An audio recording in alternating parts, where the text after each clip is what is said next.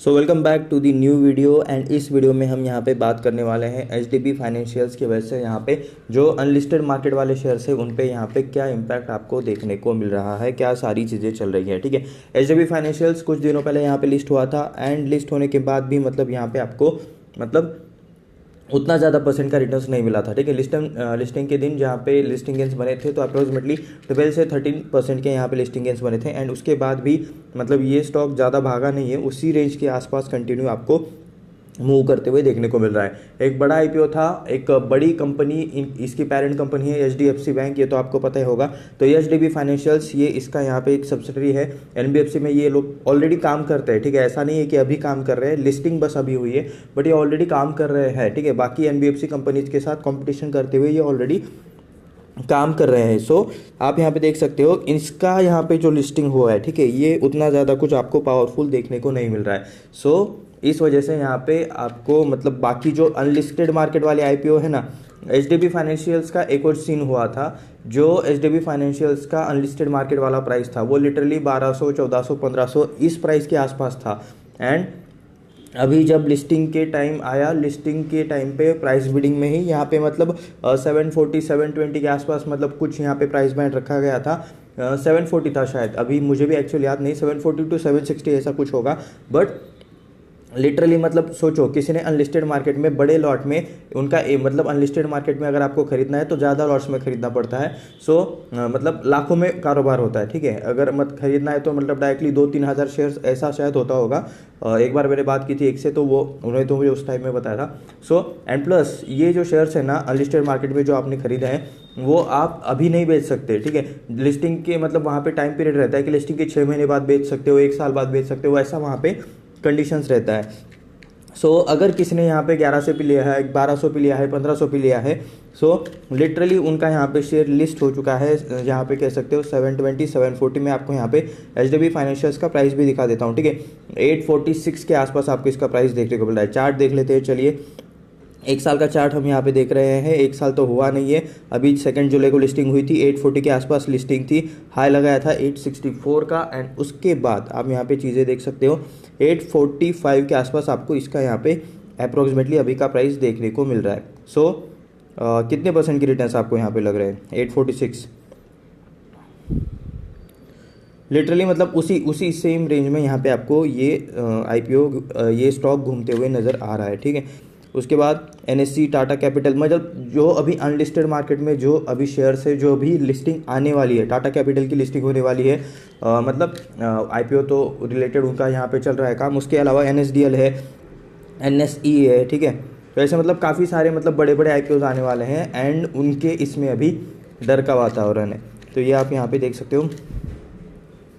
तो चलिए थोड़ा सा आर्टिकल पढ़ लेते हैं। HDB Financial Services IPO disappointed many investor due to its low pricing. The low IPO price made many investors cautious about investing in unlisted shares. ठीक है, अनलिस्टेड शेयर्स में मतलब बाय करने के लिए अभी मतलब काफ़ी सारों को मतलब क्या बोलते हैं हमारे मराठी में, चटका लग गया बोलते हैं इसको। तो मतलब दूध से जला छाछ भी फूक फूक के पीता है, ऐसा वाला चीज़ हो चुका है। मतलब लिटरली लोगों के हाथ जल गए जिनने यहाँ पे अनलिस्टेड मार्केट में ये शेयर लिया होगा। अभी पता नहीं उनको कितना वेट करना पड़ेगा एंड अगर किसी ने इस मतलब उम्मीद में लिया होगा कि लिस्टिंग के टाइम पे स्टॉक बहुत बढ़ जाएगा। ठीक है, 1200 पे लिया है तो मतलब 1800, 2000 के प्राइस पे हम यहाँ पे बेच के निकल जाएंगे, ऐसा वाला मतलब हो लिया होगा तो उनको बहुत दिक्कत है। किसी को अगर अर्जेंट मनी का नीड था, मतलब किसी को अगर मनी का नीड आता है तो उनको भी मतलब आपको दिक्कत हो सकता है, क्योंकि ज़्यादातर ना लॉसेस कब होते हैं। ठीक है, मैं बताता हूँ, अच्छे स्टॉक्स में लोग जल्दी एग्जिट क्यों कर लेते हैं। ठीक है, उनके पास पेशेंस नहीं रहता, उनको लगता है और यहाँ पे गिर जाएगा। एंड सेकंड कंडीशन क्या रहता है, उनको नीड ऑफ मनी आ जाता है, यानी कि वो पैसा उनको लगने वाला रहता है, वो पैसा उन्होंने मार्केट में इन्वेस्ट किया रहता है, मार्केट में टाइम देना पड़ता है, टाइम उनके पास नहीं रहता, उन्हें यहाँ पे अर्जेंसी क्रिएट हो जाती है मनी की, उन्हें पैसा चाहिए रहता है कहीं से भी। सो वो लॉस में पोर्टफोलियो बेच के निकाल देते हैं। ऐसी भी चीज़ें काफ़ी टाइम मार्केट में हमने यहाँ पे देखी है। सो बी कॉशियस, संभल के सारी चीज़ें करो। एंड द शेयर प्राइस में unlisted shares of upcoming IPOs like NSDL NSC seen significant correction. तो इन सारी मतलब कंपनीज के जो शेयर्स है इन सब में यहाँ पे अनलिस्टेड मार्केट में भी सिग्निफिकेंट करेक्शन यहाँ पे होते हुए देखने को मिल रहा है। Unlisted shares many upcoming IPO NSDL NSC Tata capital, ये 3 बड़े आईपीओ है अभी के लिए तो, एंड उसके अलावा भी मतलब काफ़ी आ रहे हैं, ठीक है, ऐसा नहीं कि सिर्फ यही 3 है। Unlisted shares of many upcoming IPOs like NSDL NSC, okay यहाँ पे सिग्निफिकेंट करेक्शन है 18 to 20% यहाँ पे ऑलरेडी ये टूट चुके हैं। This is after HDB financials IPO, okay इसका प्राइस और सारी चीज़ें यहाँ पे हुई 835, ओके स्टॉक यहाँ पे 835 के आसपास लिस्टिंग हुआ था। This was still 33% discount, okay unlisted share price, unlisted जो उसकी शेयर प्राइस चल रही थी ना, ओके यहाँ पे आपको मतलब प्राइस भी देखने को मिल रहा है। अनलिस्टेड मार्केट में यहाँ पे इसका शेयर प्राइस चल रहा था एचडीबी फाइनेंशियल्स का 1250 रुपीज़ पर शेयर, एंड लिस्ट कहाँ पे हुआ 835। तो इवन अनलिस्टेड मार्केट से भी यहाँ पे 33% का आपको यहाँ पे डिस्काउंट देखने को मिल रहा है। तो आगे चलते हैं। HDB Financial Services IPO disappointed many investors due to its low pricing disappointment, okay मतलब लोग तो डिसअपॉइंटमेंट हो ही गए, ठीक है। स्टॉक मार्केट इज रिस्की, इसीलिए यहाँ पे बोला जाता है स्टॉक मार्केट इज रिस्की, मतलब अगर इसकी जगह पे बम्पर अगर यहाँ पे ओपनिंग हुई थी, अगर स्टॉक यहाँ पे 1500 1600 1800 2000 के आसपास लिस्ट हुआ होता तो सब बोलते व्हाट मूव, हमने एफर्ट्स किए, हमने ये किया, ठीक है। मतलब चीज़ें आपके हाथ में नहीं रहती, आपने बाय करके रख लिया। अभी बहुत सारे ऐसे फैक्टर्स हैं जो मैटर करते हैं, बहुत सारी ऐसी चीज़ें हैं जो आपके हाथ में है नहीं। आप एफर्ट करोगे, आप एक दिन भर काम करोगे तो उसका पैसा आपको मिलेगा, बट स्टॉक मार्केट में आप पैसा लगाते हो तो वो और भी मतलब काफ़ी ऐसे फैक्टर्स पे यहाँ पे डिपेंड करता है जो कि आपके हाथ में, आपके कंट्रोल में नहीं है। अगर कल किसी ने वॉर छेड़ दिया, लिस्टिंग के टाइम पे किसी ने वॉर छेड़ दिया होता तो लिटरली यहाँ पे और भी यहाँ पे ख़राब कंडीशन देखने को मिलती थी, तो वो आपके हाथ में नहीं है। सो स्टॉक मार्केट को इसलिए हमेशा रिस्की बोला जाता है। 2 आईपीओ प्राइस में इन्वेस्टर्स कॉशियस, तो ये सेम चीज़ें यहाँ पे लिखी है।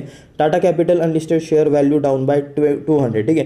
Tata Capitals unlisted stock was trading at 105 at June 23, okay 105 पे यहाँ पे जून 23 को ये शेयर यहाँ पे ट्रेड कर रहा था। 2 days prior to HDB Financial Services IPO. However, after issue HDFC Bank subsidiary companies IPO was announced, Tata Capital unlisted stock price went to 975 by June 28. In next 15 days, the stock value further decreased by 100 as of July 11. Tata Capital stock traders ₹875। इनका यहाँ पे कहना है, अभी ये चीज़ मुझे यहाँ पे मतलब कंफर्म करनी पड़ेगी कि मतलब यहाँ पे लिखा तो है बट देखते हैं, ठीक है। 23 जून को यहाँ पे 105 के आसपास यहाँ पे टाटा कैपिटल का शेयर ट्रेड कर रहा था अनलिस्टेड मार्केट में इतनी कम प्राइस पे। एंड उसके बाद यहाँ पे इनका कहना है कि जैसे ही एचडीबी फाइनेंशियल्स रिलेटेड अनाउंसमेंट हुई थी आईपीओ रिलेटेड, तो Tata Capitals unlisted stock price यहाँ पे वेंट डाउन, यहाँ पे कुछ उल्टा फुल्टा इन्होंने लिखा है, वेंट डाउन लिखा है, एंड 975 यहाँ पे इन्होंने प्राइस लिखा है, ठीक है। जून 23 को 105 का प्राइस, जून 28 को 975 का प्राइस। एंड उसके बाद यहाँ पे जब यहाँ पे लिस्टिंग होती है और बाकी मतलब चीज़ें होती है इन नेक्स्ट 15 डेज, ठीक है, तो आपको ये स्टॉक 100 रुपीज़ से गिरते हुए देखने को मिल रहा है। एंड यहाँ पे लिखा है 200 रुपीज़ से गिरा है, तो इसमें कुछ कन्फ्यूजन है, ये वाला डेटा छोड़ दो, ठीक है, बाद में देखेंगे। NSDL unlisted share price down by 20%, okay इन्हें शायद ये 20% लिखना होगा, ₹200 लिखा है या फिर 100 रुपीज़ लिखना होगा। एनीवेज उसको उस डेटा को छोड़ देते हैं। NSDL unlisted share price down by 20%. National Security Depository unlisted shares also witnessed similar fate after the HDB Financial Services. Okay, company unlisted shares वे ट्रेडिंग, ओके 1250 रुपीज़ के प्राइस पर यहाँ पे ये चल रहा था 23 जून को। बाय जुलाई 1 ये शेयर प्राइस ड्रॉप हुआ 100 रुपीज़ से and came down to 1150। Current price of unlisted share is hovering around ₹1.025, okay यहाँ पे इन्होंने डॉट भी लगाया एक्स्ट्रा, तो दिस इज़ 1, वहाँ पे कॉमा है। 1025 के आसपास अभी यहाँ पे शेयर ये चल रहा है। ये जो NSDL का शेयर है ये 1250 रुपीज़ के आसपास चल रहा था 23 को।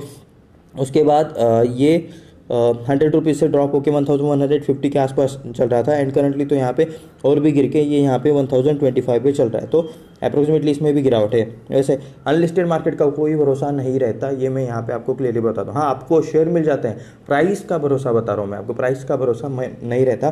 प्राइस कभी भी बहुत ज़्यादा बढ़ सकता है, बहुत ज़्यादा कम भी हो सकता है। Okay, NSE unlisted share price down over 200 पर share. Okay, NSE unlisted share यहाँ पे कितने पे ट्रेड कर रहा था, 2375 पे ट्रेड कर रहा था। उसके बाद ओके जून 23 को यहाँ पे 2375 पे था। 2 days period HDB Financial Services IPO launch, ठीक है, आईपीओ के लॉन्च से पहले। उसके बाद यहाँ पे 2325 पे ये स्टॉक आया एंड अभी यहाँ पे 2195 पे आपको ये स्टॉक देखने को मिल रहा है। तो एनएससी, एनएसडीएल एंड यहाँ पे टाटा कैपिटल्स, इन सब के मतलब जो कुछ भी यहाँ पे अनलिस्टेड मार्केट वाले भाव है उनके अंदर गिरावट देखने को मिल रही है। थोड़ा सा संभल के रहिए एंड देखते हैं इनसे रिलेटेड आईपीओ के यहाँ पे अपडेट्स कब आते हैं। जब भी यहाँ पे अपडेट्स आएंगे मैं आपको वीडियो बना के दे दूंगा, तो उसको भी देखने के लिए चैनल को अभी के अभी सब्सक्राइब करो, अपने दोस्तों के साथ शेयर करो, इस वीडियो को लाइक करो एंड अपने दोस्तों के साथ शेयर करो, ठीक है। तो देखते हैं ये सारी चीज़ें कब होती है, क्या अपडेट आता है, उसको मतलब आने वाले वीडियोस भी देखने के लिए स्टे ट्यून, सब्सक्राइब करो, कनेक्टेड रहो, ठीक है। तो मिलते हैं नेक्स्ट वीडियो में, धन्यवाद।